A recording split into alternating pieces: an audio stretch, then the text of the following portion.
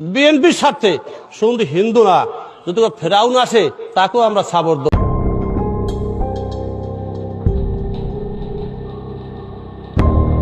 বন্ধুরা, শুনলেন তো, উনি বিএনপির স্বার্থে ফেরাউনকেও সাপোর্ট করতে রাজি। কোনো মুসলমান যদি আল্লাহকে বিশ্বাস করে থাকে তাহলে তার মুখ দিয়ে এমন ধরনের কথা আশা করা যায় না, বা আশাবাদী কোনো মুসলমান এমন মুসলমানের কথা আশাবাদী না। তো আজকে তিনটে টপিক নিয়ে কথা বলবো। এই তিনটে বিষয় নিয়ে কথা বলে আমরা এই তিনটে বিষয় সোশ্যাল মিডিয়াতে না, এমনকি চায়ের দোকানে পর্যন্ত কানাকানি হচ্ছে। তো বিভিন্ন জায়গা থেকে সংগৃহকৃত আমার এই তিনটি প্রশ্ন নিয়ে আজকে আলোচনা করব। ভিডিওটি অবশ্যই শেষ পর্যন্ত দেখবেন। তো তিনটে পয়েন্ট হচ্ছে যে জামায়াত ইসলামী কেন এত খারাপ, সাধারণ মানুষের কাছে না, বড় বড় রাজনৈতিক দলেদের কাছে।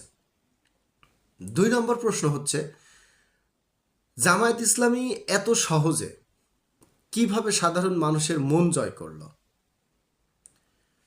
3 নম্বর প্রশ্ন হচ্ছে জামায়াত কি পারবে বিজয়ের সেই পতাকা ব্যালট যুদ্ধের মাধ্যমে ছিনিয়ে আনতে।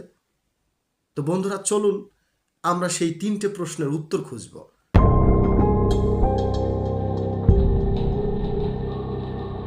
1 নম্বর প্রশ্ন হচ্ছে জামায়াত ইসলামী কেন এত খারাপ। আসলে জামায়াত ইসলামী খারাপ হওয়ার অনেকগুলো কারণ আছে, তার মধ্যে অল্প কিছু কারণ আমি তুলে ধরব, যে কারণগুলো বললে আপনারা বুঝতে পারবেন যে আসলে জামায়াত ইসলামী বড় বড় দলের কাছে কেন অত খারাপ। বিগত একটু পেছনে চলে যাই, 15 থেকে 17 বছর পেছনে। জামায়াত ইসলামী যে আসলে রাজাকারের একটা সংগঠন, এটা হচ্ছে ভুল। কারণ যুদ্ধ হয়েছিল বাংলাদেশে 1971 সালে, আর এই জামায়াত ইসলামী যুদ্ধের অনেক পরে এই সংগঠনটা খোলা হয়। তো কে বা কারা খুলেছে সেটা নিয়ে আলোচনা করতে গেলে ভিডিওটি অনেক বড় হয়ে যাবে। অন্য কোনো ভিডিওতে আলোচনা রাখাটার চেষ্টা করব। তো জামায়াত ইসলামী মোটেও রাজাকার নয়, এটা হচ্ছে একটা বিভ্রান্তিকর, একটা উস্কানিমূলক কথা। এটা দিয়ে মানুষকে ভূগোল পড়ানো যায়, কিন্তু আসলে বাংলাদেশের মানুষ অনেক সচেতন, বাংলাদেশের নাগরিক এখন অনেক অনেক সচেতন। তো সেটা বুঝিয়ে আসলে কোনোভাবে সম্ভব না।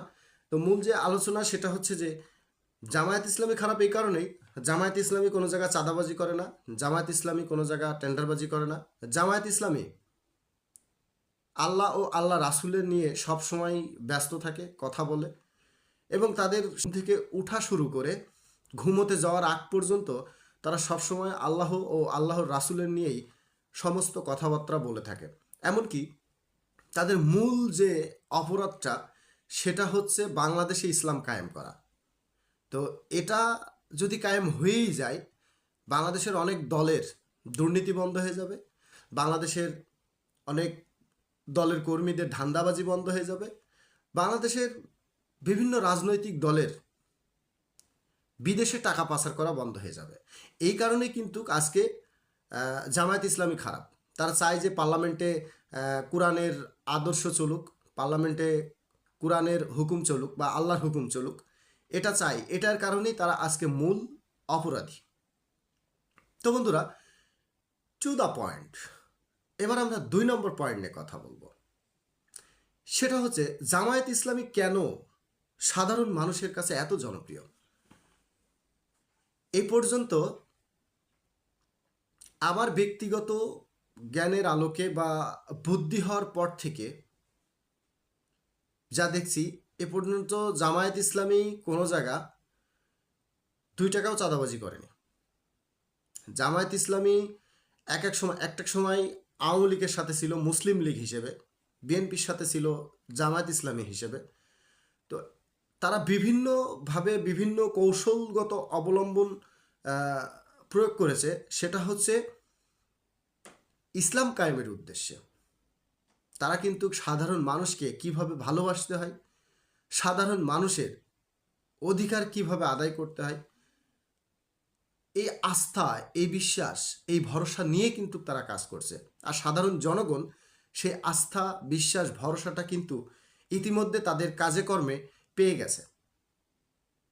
বেশি দূরে যাব না, অল্প একটু পেছনে যান।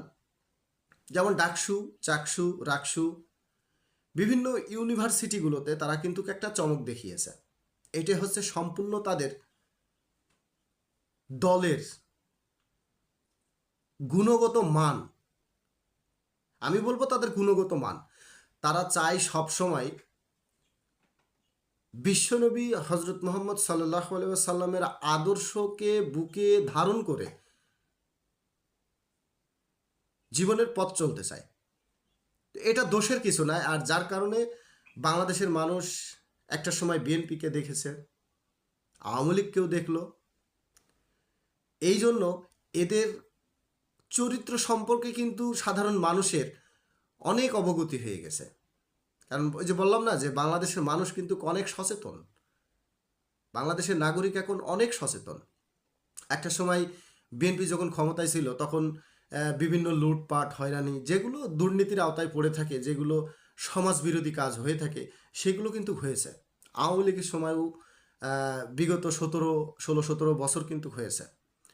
তো এখানে আজকে বাংলাদেশের প্রেক্ষাপটে জামাত এবং ইসলামিক ছাত্র শিবির যেভাবে নির্যাতিত হয়েছে গত 17 বছরে, এতটা কোনো সংগঠনের কোনো কর্মী এতটা নির্যাতিত হয়নি।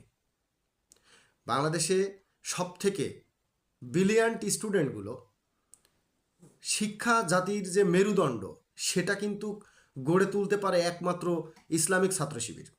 আর সেই ছাত্র শিবিরকে টার্গেট করেই কিন্তু স্বৈরাচারীরা বিভিন্নভাবে বিভিন্ন আক্রমণ চালিয়েছে। তারা কিন্তু মানুষকে গুম পর্যন্ত করেছে। তো এই সব বিষয়গুলো কিন্তু আজ বাংলার মানুষ, সাধারণ মানুষ এগুলো দেখেছে, উপলব্ধি করেছে। তাই এখন তারা জামাতের উপরে আস্থা পেয়েছে। নাও পয়েন্ট নাম্বার 3, এখন আমরা 3 নম্বর পয়েন্ট নিয়ে কথা বলবো।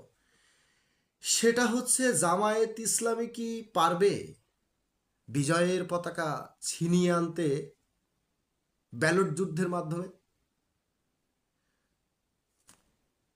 একটা প্রবাদ বাক্য আছে যে রাখে আল্লাহ মারেকে, মারে আল্লাহ রাখেকে।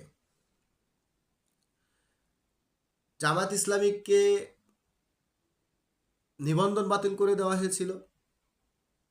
জামায়াত ইসলামীর শিবিরের যেসব গর্জিয়াস নেতাগুলো ছিল তাদেরকে মেরে দেওয়া হয়েছে। এইভাবে তাদের উপর কিন্তু বুলডোজার চালানো হয়েছে। এটা কিন্তু বাংলাদেশের মানুষ দেখেছে, সচোখে দেখেছে, যার যার এলাকায় সেই দেখেছে। তো সব মিলিয়ে এখানে প্রশ্নের উত্তরটা আমি এভাবে বলবো যে বদরের যুদ্ধে 313 জন নিয়ে কিন্তু বিশ্বনবী ইসলামের বিজয়টা ছিনিয়ে এনেছিল। এটা হলো আল্লাহ তাআলার রহমত এবং বিশ্বনবীর মওজেজা। আজকে বিভিন্ন দল কি দল তো এখন বাংলাদেশে স্ট্রংলি একটা, সেটা হচ্ছে বিএনপিরা বলছে যে বিএনপিতে ভোট না দিলে জান্নাতে যাওয়া যাবে না। কিন্তু জামাত তো এমন কোনো সার্টিফিকেট দিচ্ছে না। তারা বলছে আসেন আমরা আপনাদেরকে জান্নাতের পথ দেখাবো, জান্নাতে নিয়ে যাব সেটাও বলছে না, জান্নাতের পথ দেখাবে। এবং এই পথে আপনি হাঁটবেন কি না হাঁটবেন সেটা একান্তই আপনার ব্যক্তিগত ব্যাপার। তো সেই জায়গায় তারা ডাইরেক্টলি আর কি জান্নাতের টিকিট দিচ্ছে না। তো তারা চেষ্টা করছে নিজেরা জান্নাতে যাওয়ার জন্য এবং এই বাংলার মুসলিমদেরকে জান্নাতে নিয়ে যাওয়ার জন্য। এটাই হচ্ছে তাদের মূল লক্ষ্য। তো উত্তরটা এইভাবে আসে যে বদরের যুদ্ধে যদি বিজয় আনতে পারে, আমার মনে হয়, আমার কেন জানি মনে হচ্ছে এবার